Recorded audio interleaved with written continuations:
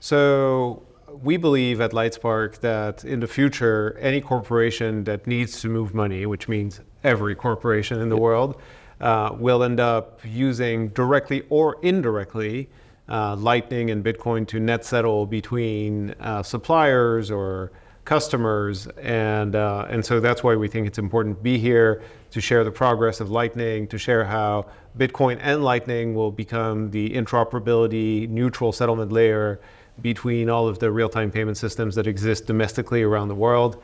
And we think that that's why corporations should really care. What we're trying to do is kind of a step-by-step thing. So the first thing is what we have the conviction of is that we believe that Bitcoin is going to be the neutral settlement network and asset for the world. And we believe that it's the only asset that can be that because it's neutral enough in the eyes of everyone to serve as this way to interoperate domestic real-time payment systems. So, now we're going to have more adoption of FedNow in the US. In Brazil, there's Pix. In Mexico, there's Pay. In India, there's UPI. In Europe, there's SEPA. All of these systems are different, have different account formats, use different currencies, and we believe that Bitcoin can actually serve as the 24/7 always-on grid that connects all of these payment networks. And so once you believe that, you need to make Bitcoin really efficient and fast, and that's where Lightning comes in. And so what we do is we use Lightning. We made it enterprise grade and really easy to use. So we've basically abstracted the need for companies to operate the Lightning node with all of the intricacies of opening and closing channels, rebalancing and deploying liquidity, finding the best routes to route payments, split payments and multi-part payments to actually reassemble them on the other side of the network, all kinds of things that are very foreign to companies. So we're automating all of that. And enable them to have their own nodes running our software and have the keys, have the control, and we take care of the complexity for them. Yeah, I think that's comforting to hear, I would imagine, to most people, given that Bitcoin can be a little bit intimidating to use, and then Lightning on top of that. So how exactly does that work? Actually, beforehand, we were speaking a little bit about a technology called Universal Money Address, or UMA. Could you tell us a little bit about that and just how easy it is for people to use something like that to transfer funds? Sure. So the base use case for Lightning right now on Bitcoin, let's say between two exchanges, like we announced Coinbase going live on our stack earlier this week. So typically, if you're trying to move Bitcoin between two exchangers or between Coinbase and a wallet using Lightning, you would issue an invoice from the wallet that you want to receive the money in, and then share it with the person or yourself if you want to send to yourself, and then use that invoice to settle on Lightning in 1 second for nearly zero money. And so that's great, but the user experience is kind of a two-player mode type of thing where you have to create the invoice, share the invoice, the person has to paste it or scan the QR code, pay for that. And so there's this protocol for Lightning that already exists, this standard that's called LNURL. And so we took LNURL, which is basically a protocol that enables you to create human readable addresses on top of Lightning, and we just added a lot of capabilities on top of it. So we added capabilities so that endpoint and sending institution and receiving institution can actually exchange FX rates. So you could send dollars to someone in Mexico who could be receiving Mexican pesos, and you're settling in Bitcoin in between, but completely invisible to users. So they could be using any currency to any currency, and then you settle on Bitcoin. Or you could just be using it as an email address for money to send and receive Bitcoin on Lightning really fast and really cheap. Yeah, I mean, I'm curious too, and congratulations on the announcement with Coinbase. Super exciting. I know a lot of people are waiting for them, for them to integrate Lightning in some fashion, and what you're doing for them is great. Any other companies you think, so like Coinbase, it obviously makes sense if people want to take their money off the exchange, using Lightning instead of doing it on the base layer, that's great. What other companies do you imagine in the future will be reaching out for a similar service? Like what would be the first, the next round of companies that you think will be looking to employ something like this? So I think there are two types of companies. There are companies that are currently touching Bitcoin, and for which L1 fees right now with everything going on are really sky high. Yes. So, and especially, I know you've done a lot of work in all kinds of markets that, the average purchase of Bitcoin is maybe $10 or $5. Yep. So if you're buying $5 of Bitcoin and you want to move it to another wallet, right now the fee is much greater than the purchase of Bitcoin you made. And so the only way to actually move that Bitcoin to an endpoint that you own or to someone else is actually Lightning in a cost-efficient and fast manner. And then, of course, block times on layer 1 are about 10 minutes. Right. And so if you have to wait for 10 minutes for every transaction, it just basically cuts off all kinds of different use cases. Even for trading, makes trading very inefficient if you have to move liquidity between endpoints or institutions, very slow. So Lightning makes everything faster and cheaper at a time where Bitcoin is, still as slow as ever, but even more expensive now. Yeah. But also very secure, and we all love that, but we're just making it faster, cheaper.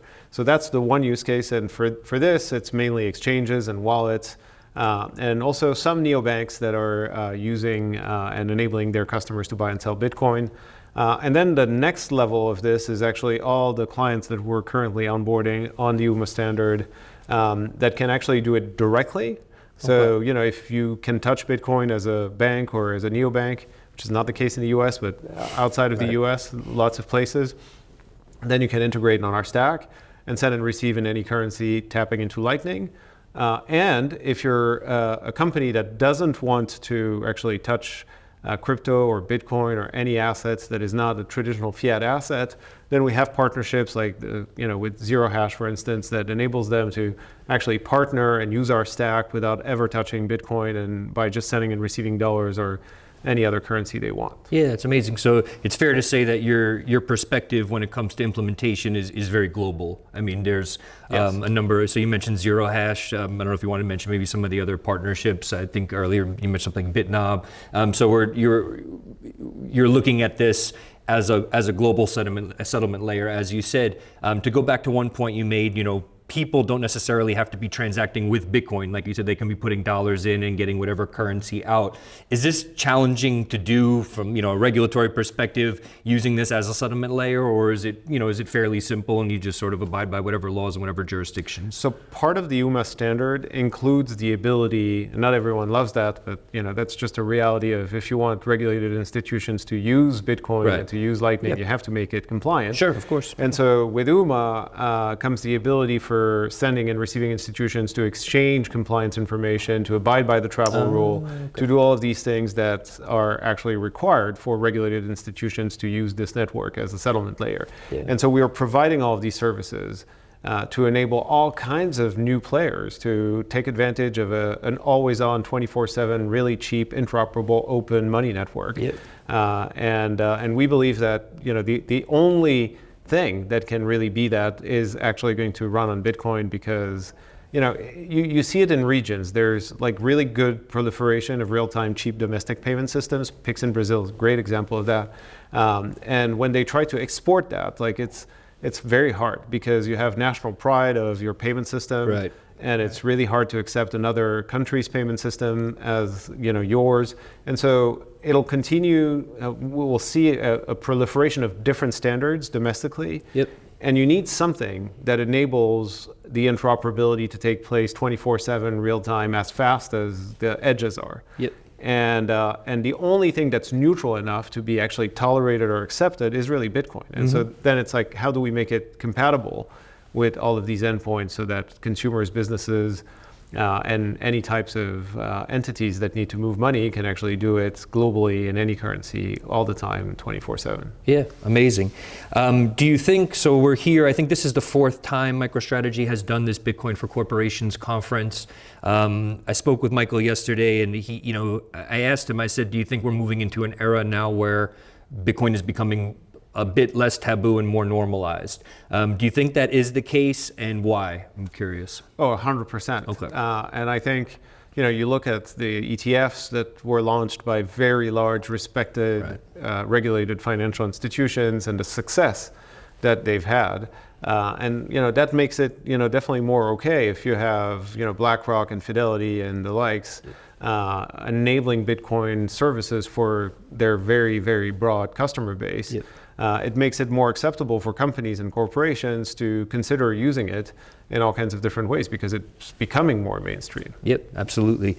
Any final thoughts? Any message to any maybe small businesses, bigger business that are thinking of employing something like Lightspark or using Lightspark?